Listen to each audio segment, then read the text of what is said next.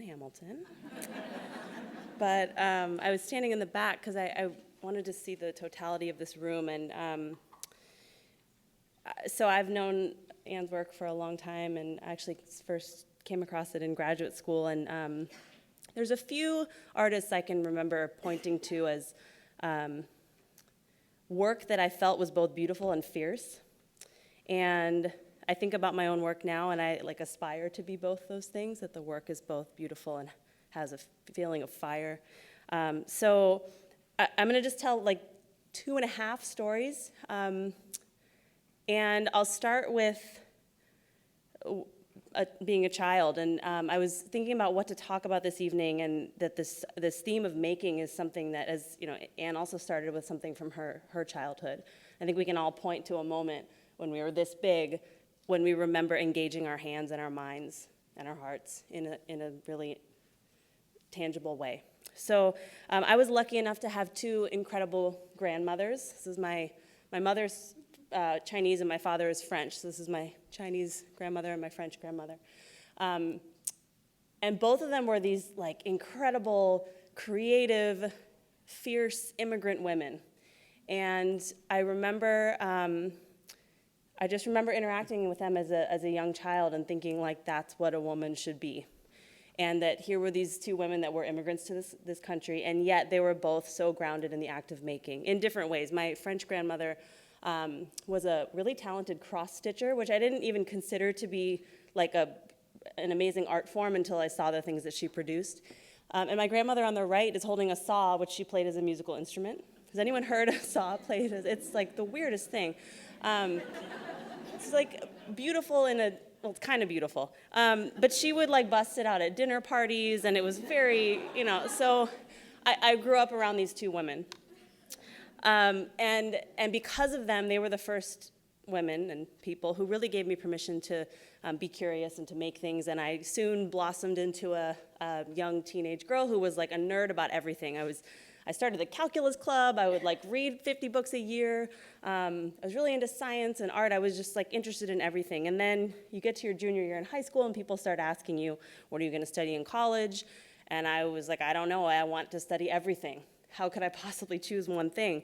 And so after my junior year, I was lucky to discover architecture as this multi-circle Venn diagram where I could be a nerd about all these things and be super interested in both art and science and the right side of the brain and the left side of the brain. And right in the middle was architecture. And so I wanted to learn how to build in an architectural sense, not only in the fort pillows made, pillow forts with your sister, or tree houses in the woods. I wanted to learn how to build in a technical sense. And so I raised a bunch of money by making cookies and begging my parents' friends for $50, and I paid for myself to go down to Belize for the summer and learn how to build in this very small village. We built this gazebo. This was my first architecture project. And so that was really what set me on this path, and it was the activity that allowed me to start making sense of my own existence. It was a way for me to have an idea about the world and then also to bring those ideas forth. And so fast forward, I studied architecture. I went to UC Berkeley and then the School of the Art Institute in Chicago, and then graduated with $80,000 in debt. And everyone around me is telling me to get a real job and get a 401k and all the adult stuff, that whole list. And so that's what I did for not that many years, but enough years to know that I was not cut out for it. And so when I was 26 years old, I quit my very comfortable, professional, adult job, and I started a nonprofit with $1,000 while living with my parents on their sofa. It's not the best recipe for starting a nonprofit, but that's what I did. And I wanted so deeply to reconnect with all of those feelings of making and design and building that I experienced as a kid, both through my grandparents and through the work I got to do as a teenager. And so I scribbled on a napkin all these words that I wanted to associate with the work I was going to do, and they all happened to start with H, so I said I'm going to call it Project H, and I'll think of something better, and it's been 9.5 years, and I haven't. So the nonprofit is Project H Design, and so I founded this organization in 2008, and have been trying to find ways to use design and building for social good in communities and specifically with young people ever since. And also always keeping that feeling that I had when I was a teenager of like having my hands in a wheelbarrow full of concrete. Like that's how I want making to feel.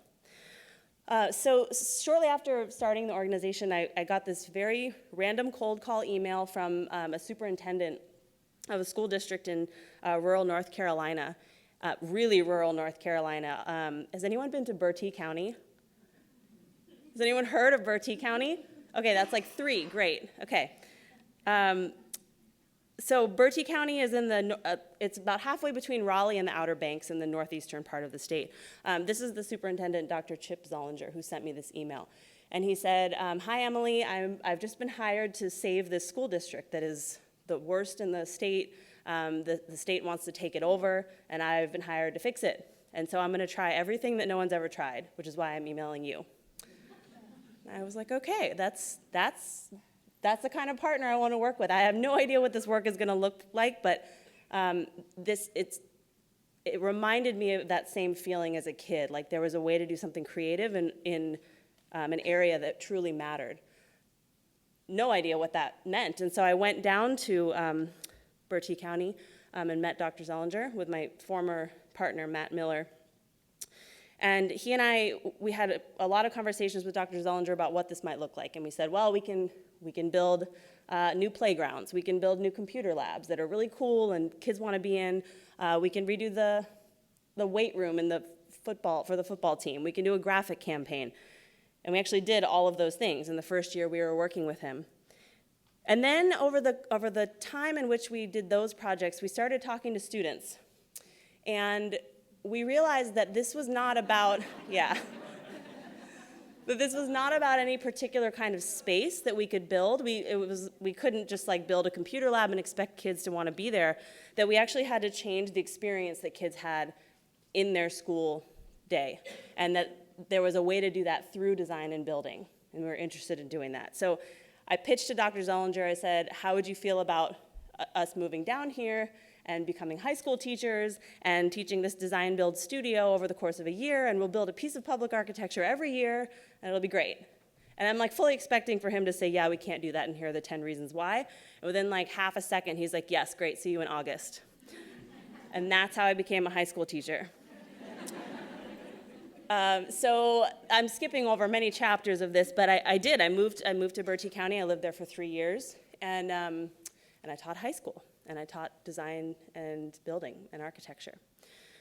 So the very, very first project we did, and Stevie is one of the students that I had who had said that very poignant quote, and that he represented a lot of students in my class. They were all like, why am I in this barn with these people from California who are telling me we're gonna build buildings?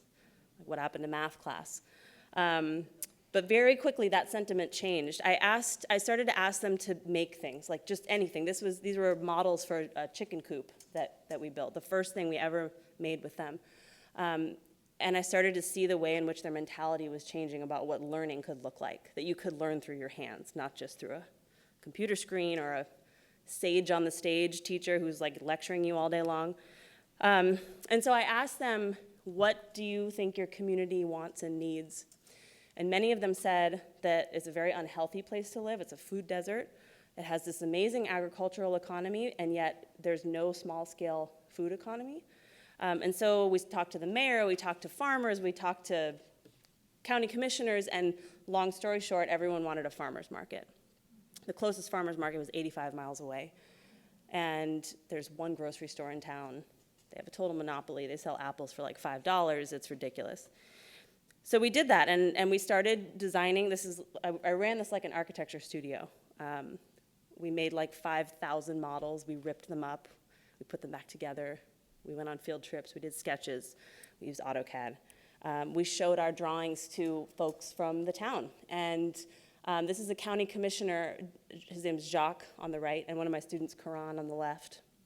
And I took this photo, and I looked at it later and realized why I love this photo so much is that I would bet my life that these are two people that live like 2 miles from each other and never would have met, ever, if it were not for this project. They have no reason for their lives to overlap in the social structure of Bertie County. And yet here they are looking at these sketches that Karan has drawn, and they're both really committed to making this project a reality for very different reasons, but they're both in it. And that this was also the power of making and design, that it could put these two people in the same room. So we have a final critique. We decide on this design that's basically a front porch. It's a very basic structure. Our very real constraints are that we have 3 months to build this, $60,000. We have to engineer it in a flood zone and a hurricane zone, so it has to be engineered to 110 mile an hour sustained winds, and I have a construction crew of 16-year-olds. So like my architecture school experience was that this is where your project ends, and people come in and look at it and maybe make you cry, maybe give you an A, and then you're done. And I was like, that is not what's gonna happen here. This is like the 50-yard line. We now have to build this thing.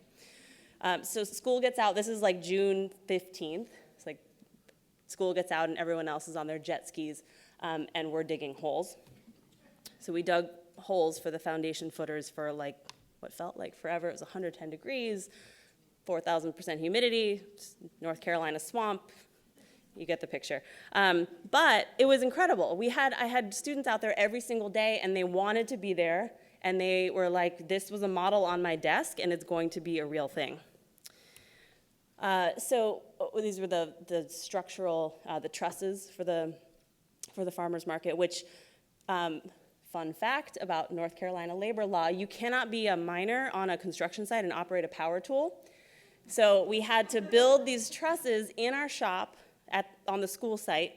There are 27 pieces of lumber that are all slightly different, and then code them, assemble them, disassemble them, move them to the site, and reassemble them by hand using mallets. So constraint breeds all things creative.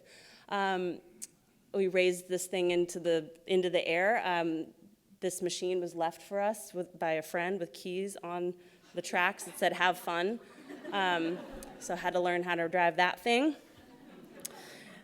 This is all happening over the summer, and I should also say we didn't just have to build a farmer's market, we had to start a farmer's market. Like, who's gonna come and sell collards? We had to find these people. And so it actually wasn't that hard, but we wanted it to be something that had a great sense of momentum. And so as we were building, we had this temporary farmer's market site, like just over here, and every Saturday, people were coming out and selling just from card tables. And what was so amazing is I took this photo on a Saturday. There's a farmer's market happening 50 yards away on card tables. And people would be walking up and walking past this, and it was a very passive interaction. They're seeing this thing happen and wondering, like, when is it gonna open, whatever. But they were also seeing 16-year-olds who are black, white, female, male. I'm their foreman, forewoman. It was a weird scene. And yet it was like this performance aspect to it. It was like a theater, a theatrical, it made you question, like, who gets to build things in our world? Usually it's a particular type of person, and yet this was happening. So the siding goes up. This eventually, we designed it this way for a lot of reasons, for ventilation, and also for the front would become this like billboard to the town. And this is the final building. So, thanks.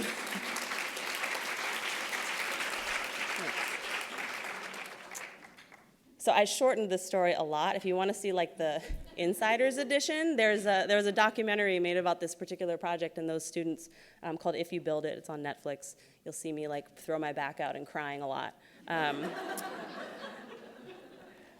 But when the building opened, this is like at the end of the summer, and all the vendors moved into the space for the first time.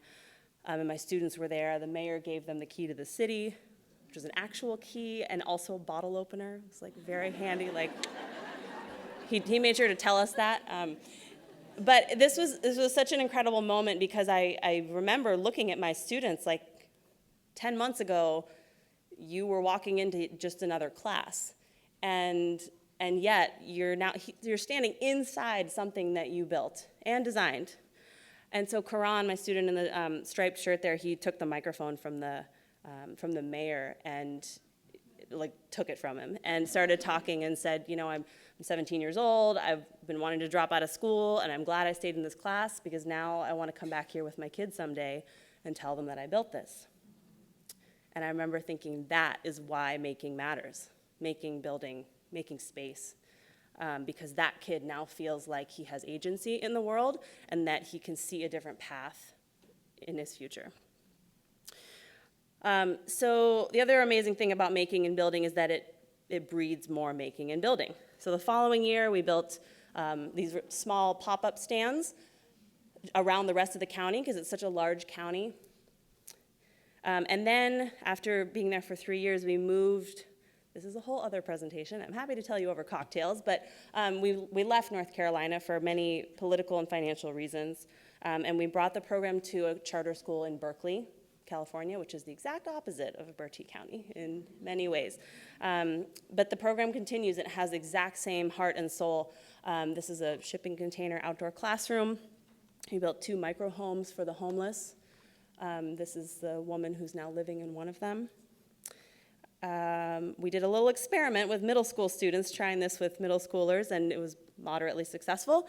They built their own school library and wanted to rethink what a library could be in their school space, that it could be not just a place of reference, but one of exploration. And then in the course of doing this work, this is where things became much more political for me. I started thinking about making and building in a more political way. I really started enjoying working with small groups of girls and doing these like micro social experiments where I would be in a co-ed space of all my students, and then I would just observe how they would interact, and then I would work with just the girls or just the boys. And I became so interested in the importance of all girls' spaces, especially for activities that are so predominantly male. And I was doing a lot of reading at that time around gender and space, and very much inspired by the obvious characters. Virginia Woolf, A Room of One's Own. Sandra Cisneros writes about this a lot in House on Mango Street, and more recently in A House of My Own, about the importance of space and of making space for particular communities to do particular things. And so the last sort of chapter, I've skipped over a lot, but this has led me to a different idea, or an evolving idea about making, that I think making is also a really important form of protest and an important form of voice and rebellion for particular groups. And so I've opened this space called Girls Garage, which is a space just for girls. It's in Berkeley. And it's a place where girls from ages 9 to 109 can come together and make things. And to make things not just because we want to, although sometimes we do that, but more often with some sense of service or social gesture. So we start with this 8-year-olds on like big burly tools.